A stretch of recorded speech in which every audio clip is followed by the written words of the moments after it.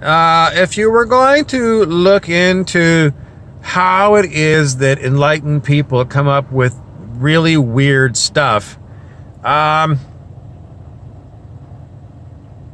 don't mean weird. Well, I keep coming back to the book, the Bhagavad Gita, which Hindu society, for the most part, treats as being, the Hindu Bible. And, looking at this book, it's about the king going to war against his relatives for control of his kingdom. And the enlightened guru, Krishna, keeps telling the king, Arjuna, you have got to go and fight this war. And I always contrast it with Jesus, who is basically, if someone wants your stuff, they want your kingdom, you give them the kingdom, you give them the clothes off your back. That's the Jesus teaching. If someone wants, to slap you, then you give them the other cheek to slap. Both of these people, according to Dr. Hawkins, calibrated 1,000, the highest you can get, Krishna and Jesus. So, and then there's this strange episode in the Bible about Jesus going into the temple and seeing all the Jewish money changers there and getting out a whip and upturning all of their money changing tables and whipping them right out of the temple area. So, if Jesus is the Prince of Peace, how do you explain that one? I will give you a summary. In essence, what Krishna is always telling you is, in the moment, you have to play the game. And the game is, you are alive, you are here, and you have to do what you have to do. If you're the king of the kingdom, your job is to stay king. Unless it looks like, what? Well, maybe if you're the king and you're getting old and feeble and you've got, someone that you think could do a better job, because maybe you're just too sick to carry on as king. You could appoint them as regent. In other words, stay king, but this person is going to be acting, while I'm sick, this person is going to be acting for me.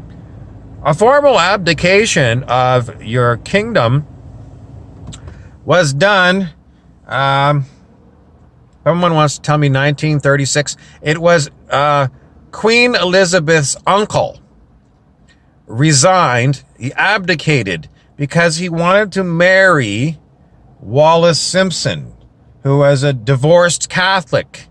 And at the time, Great Britain was way more religious than it is today. And the Parliament, who had the final say, said to the king, you can't do this unless you want to resign as king. And he looked at them and he said, screw you, this is my love of my life, and I'm going to have her, and to hell with your kingdom. So the thing is that the British crown is a figurehead. They have a few residual powers, but primarily they do not run the kingdom. So it's not like a traditional king. So back in the days of the Bhagavad Gita, there were real kings in India who had absolute rule.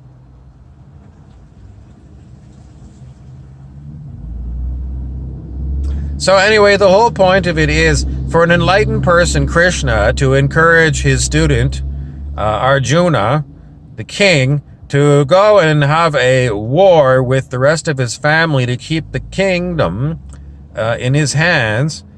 It still seems really weird. Why was that enlightened? Why doesn't he preach peace? Dr. Hawkins talked about it in one of his books, and he said when he calibrated Neville Chamberlain, who was the Prime Minister of Great Britain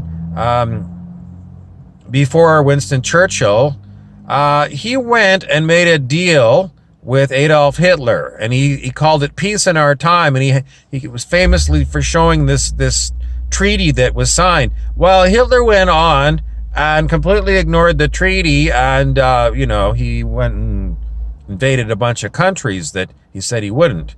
So when Dr. Hawkins did his consciousness research, he said that Neville Chamberlain actually calibrated highly negatively. Highly negatively. So being a peace person, peace at all cost, is not a good position. And quite often it comes down to you're being a doormat and people are going to steamroller you. You're not enlightened if you don't have the ability to defend yourself. It's kind of strange for people, because a lot of people think if you're going to be spiritual that somehow, you're going to be, there's a word that I can't seem to find, but it's Neville Chamberlain, appeasement. Appeasement was the policy, which is basically, we won't fight, we won't fight, we won't fight. You have to be not Neville Chamberlain. And this was a strange thing, because in the days of George Bush, after 9/11, he went to war in Iraq.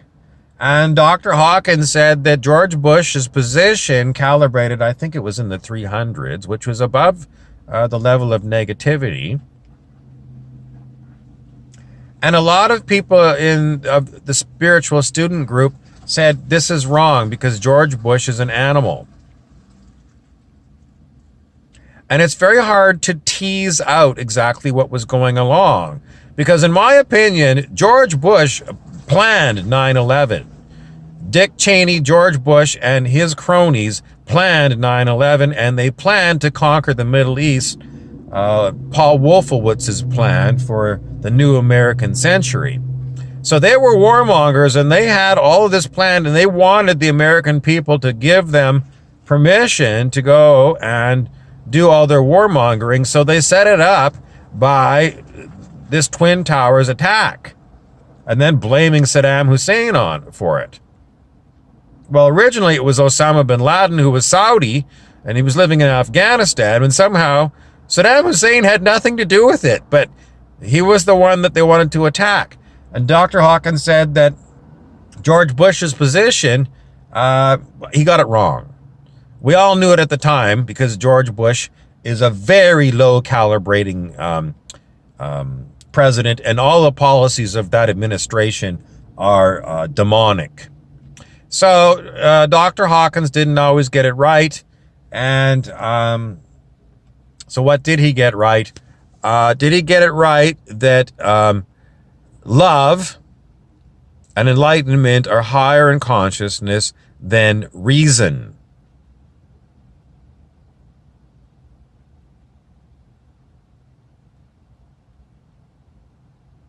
His book was Letting Go, always letting go, always letting go. And then once you've let go of your ego, see what happens. People are going to have most great difficulty with letting go of reason.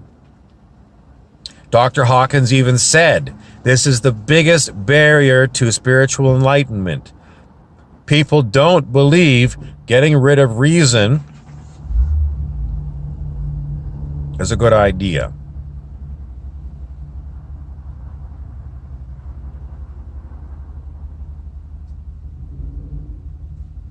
I don't have any more comments. It's just that thing, I have to bring it out. Reason goes up to 499 on the scale of human consciousness. So there's a big change between 499 and then 540 is unconditional love. That's a big, huge change. Remember, it's a logarithmic scale, so it's not just 41 points. It's 41 points on a logarithmic scale. It's huge. Anyway, Dr. Hawkins, as I said, he said this is the biggest hurdle for humans, is to let go of their rational mind, their intellect. And then what happens when you get to higher levels of consciousness? Well, you're depending upon enlightenment to draw you to higher and higher levels of consciousness. Other people will say, I'm going to stick with reason and rationality for the rest of this lifetime. The problem is, you're going to do that lifetime after lifetime after lifetime after lifetime. You're never going to hit unconditional love at 540, and you're never going to advance your consciousness. You're going to get stuck.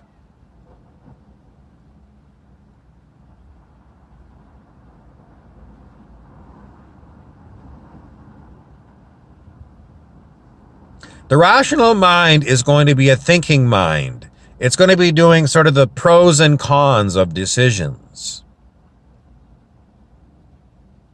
And in the end, what happens with most humans is after they've done the pros and cons, like say, I'm going to buy a new car, this one or that one. They look at all the pros and cons.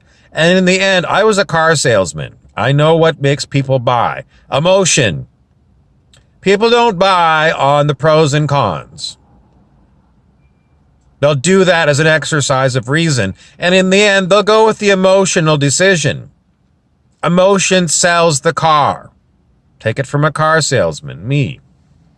So, and the emotion of it all is even lower consciousness than the pros and cons of the rational mind. So people don't even use reason in the end. Monkey-minded humans. I'm Harry Weaver. Thanks for watching.